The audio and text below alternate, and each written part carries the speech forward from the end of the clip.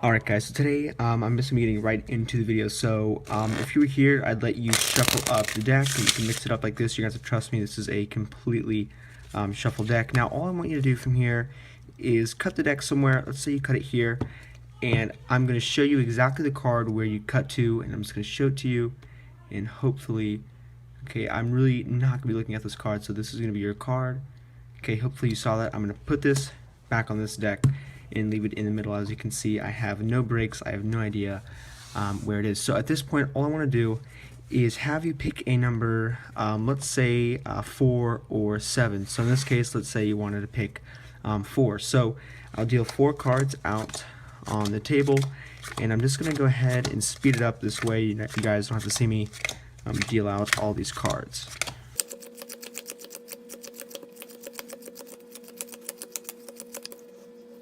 Alright, so now that you guys have seen me, I clearly dealt these cards out, and they're all in 4 piles. Now, all I'm going to do is show you, and this really would only work if you were here, so I would show you the cards, and I would have you go through, and you could pick, and you can say which card your pile is in, and then from there, I'd have you choose between which piles to do and don't have your cards. So let's say you would go through, and you'd pick out, and you'd look at all these cards, and you would tell me that none of these cards or none of these decks actually have your card in it.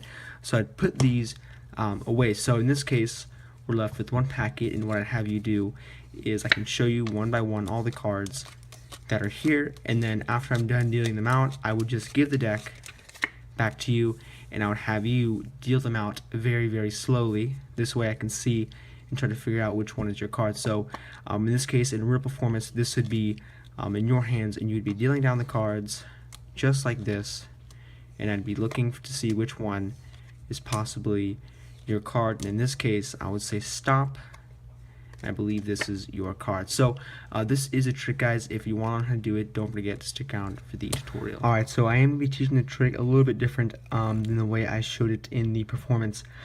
Just because in the performance, it involves a lot of estimation, a lot of guessing, and this is going to make the trick work every single time. So to start off, what you want to do is take 25 cards, so 1, 2, 3, 4, 5, 6, 7, 8, 9, 10, 11, 12, 13, 14, 15, 16, 17, 18, 19, 20, 21, 22, 23, 24, 25, 26. We actually only need 25. So you take this 25 card packet, and all you do is you get a break right above it. So this way you have 25 cards broken at the bottom, and the spectators can't see it. So all you have to do is tell the spectators to say stop whenever they like, and basically you're just doing a riffle force. So wherever they say stop, you just take it from the break, and then you can have them select the card. So the card itself doesn't actually matter. So let's say you go here and you riffle down, and wherever they say stop, you can ask them, would you like me to stop here or keep going? And you do this just to make the spectator feel as though they have, an actual choice of whether you want to pick the cards up at. So let's say they say keep going. All you do is you take your fingers, and as soon as you lift up the bottom half of the deck, you put your fingers over the break, let go with your thumb, and then take it from the pinky break, and you can set the 2 packets down, and you show the card to the spectator. Now you are not actually going to be seeing this card at all, so you're not going to know it until the very, very end of the trick. So they see their card. In this case, it is the Queen of Hearts. Now you're just going to leave this in the other packet and put the 25 cards on top, and you can tell the spectators, look, I have no idea where your card is. You can spread it and show them you have no breaks.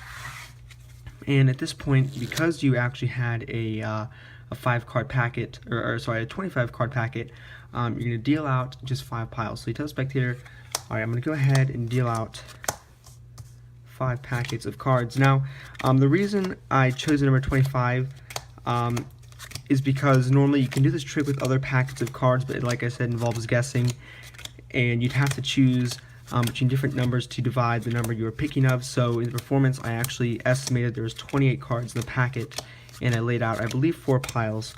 And the way this trick works is you take the number of cards you estimate, and you divide it by a number that's divisible by, and the answer to that division problem is how many cards up from the bottom of one of the packets is the position of your card. So like I said, it's kind of difficult to explain, so this will kind of make more sense. So let's say you have these packets here.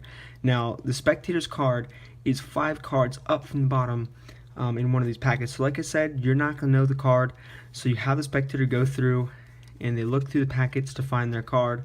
In this case, it's not here, so we're looking for the Queen of Hearts. So like I said, you're not doing this. The spectator is going through the decks and they're looking for their card, so it's not here. Keep going. They don't see it here.